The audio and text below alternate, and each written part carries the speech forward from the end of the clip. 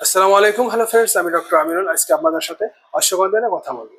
অশ্বগন্ধা হলো একটা প্রাচীন আয়ুর্বেদিক ভেষজ, যেটা নাকি আপনার স্বাস্থ্যের জন্য অসাধারণ। অশ্বগন্ধা বা ওদিনা সামনিফেরা ভারত, মধ্যপ্রাচ্য, আফ্রিকা মহাদেশে পাওয়া একটা ছোট ছোট গাছ।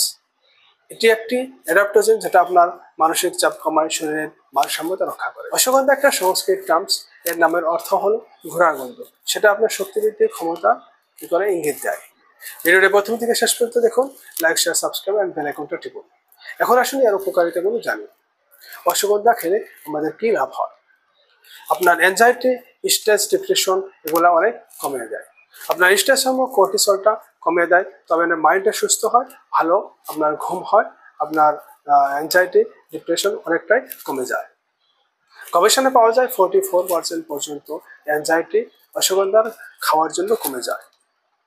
এটা আপনার শরীরের এনার্জি, স্টেমিনা বৃদ্ধি করে, ভালো ঘুম দেয়, এটা আপনার ইমিউনিটিটা ডেভেলপ করে। অশ্বগন্ধায় আপনার টেস্টোস্টেরন হরমোন লেভেলটা বাড়িয়ে দেয়, যার জন্য নাকি জনশক্তি বেড়ে যায়। মহিলাদের ক্ষেত্রে থাইরয়েডের সমস্যাটা ভালো করে। মাসিকের সমস্যা, মেনোপজের সমস্যা অশ্বগন্ধায় অনেকটাই ভালো কাজ করে। তবে আপনি এটা কিভাবে নিরাপদে ব্যবহার করবেন? অশ্বগন্ধাটা অনেক ফর্মে পাওয়া যায়, যেমন tablet form, capsule, resin, syrup এবং পাউডার রূপে পাওয়া যায়। এটা আপনি চা করে খেতে পারেন, নতুবা আপনি খাবার পর বা খাবার সাথে আপনি এটা নিতে পারেন। স্টার্টিং ডোজ হিসাবে আপনি 300 থেকে 500 mg নিতে পারেন।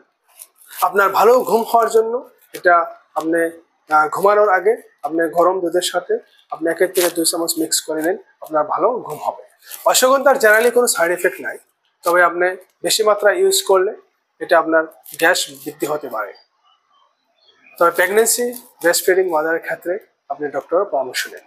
কমেন্ট করে নিশ্চয়ই জানান আপনি কিভাবে অশ্বগন্ধা নিতে পছন্দ করেন বা আপনি কিভাবে অশ্বগন্ধাটা খান।